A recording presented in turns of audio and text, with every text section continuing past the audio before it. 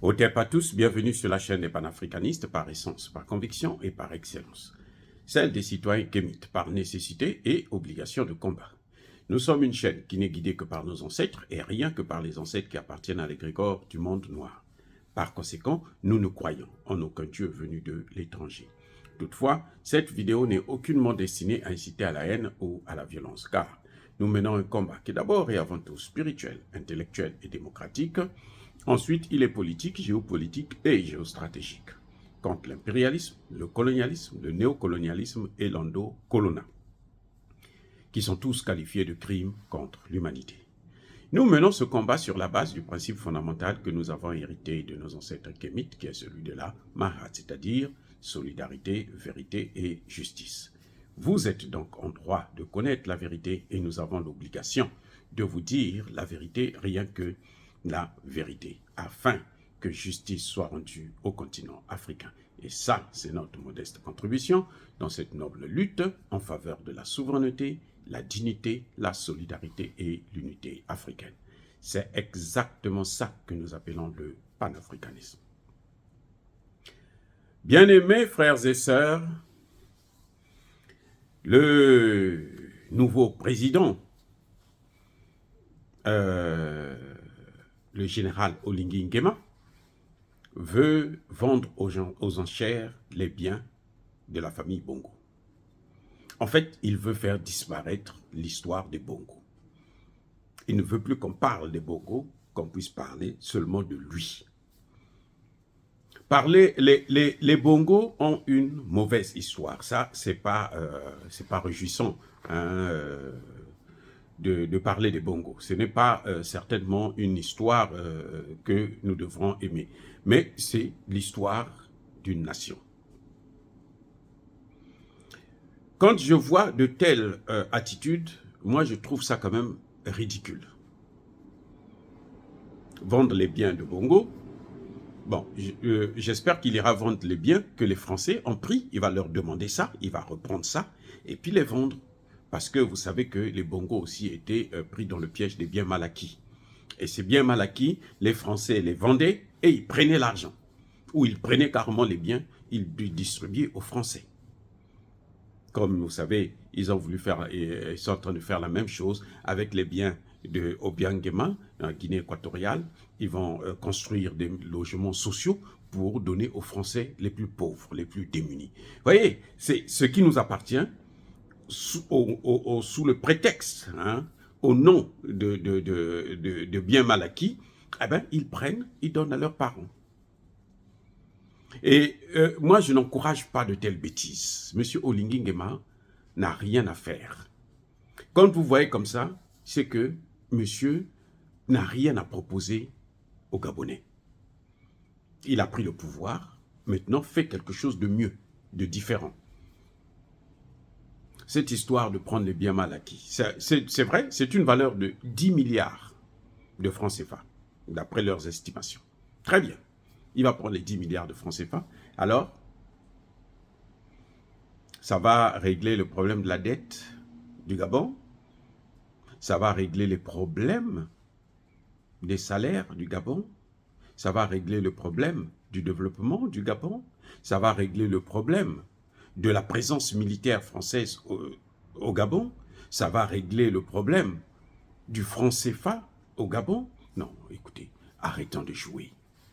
Les gars, c'est ça qu'on appelle la poudre aux yeux.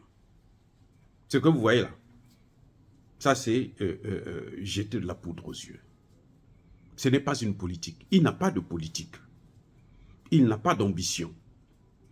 Aujourd'hui, ce qui est important pour les pays africains, c'est d'abord leur souveraineté. Point final. Tant que nous n'aurons pas notre souveraineté, le développement sera loin de nous. Ce que vous voyez là, il ne va jamais développer le Gabon. On ne peut pas développer un pays avec une monnaie qui ne vous appartient pas. On ne peut pas développer un pays avec une monnaie qui n'est pas la vôtre.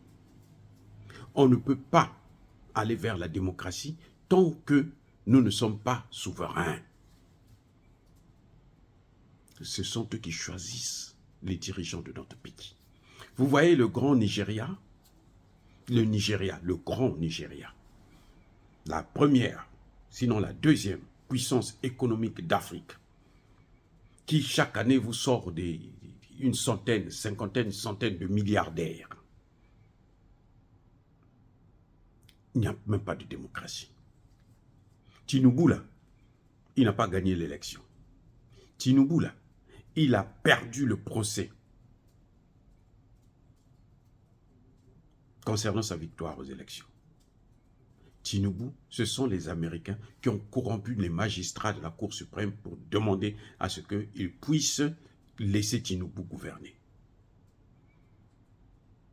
C'est pour ça d'ailleurs que Tinubu est obligé de se plier en quatre pour faire la volonté du Dieu américain et français. Donc les problèmes du Gabon ne se résument pas par des petits, par le populisme. Voilà, je veux dire, c'est le populisme ça. Il veut être populaire qu'on parle à lui, lui il a lutté contre ceci. Non. Vous savez, même la corruption, là, on ne peut pas lutter contre la corruption chez nous, là, avec des pays qui ne sont pas souverains. On ne peut pas. Si Oligui Nguema veut rendre les Gabonais heureux, qu'il commence déjà par prendre les biens des Français, les biens mal acquis des Français.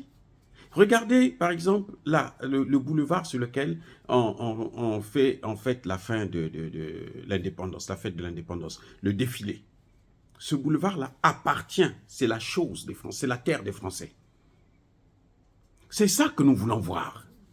Ce n'est pas des petits jeux de la gabégie. Il va prendre une tenue qui a la même couleur de celle de Thomas Sankara. Il dit, voilà, je suis habillé comme Thomas Sankara. Je suis un Thomas Sankara. Pourquoi il n'est pas parti au Burkina Faso voir au moins la tombe de Thomas Sankara en question? Il est président, Calais. Il va parler avec Traoré, son frère.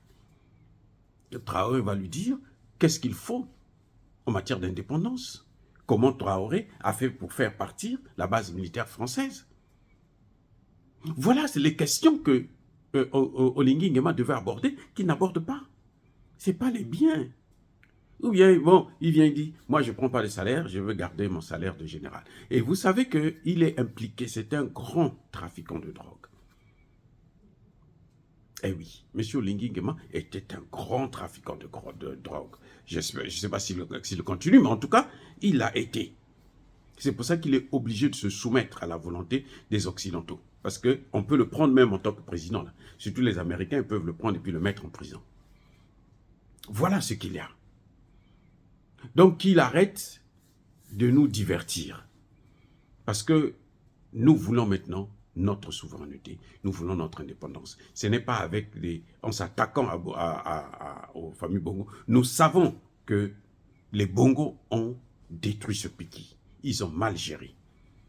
Mais pour faire mieux, il faudrait qu'ils nous amènent notre souveraineté, une souveraineté qui est monétaire, une souveraineté sécuritaire et une souveraineté politique.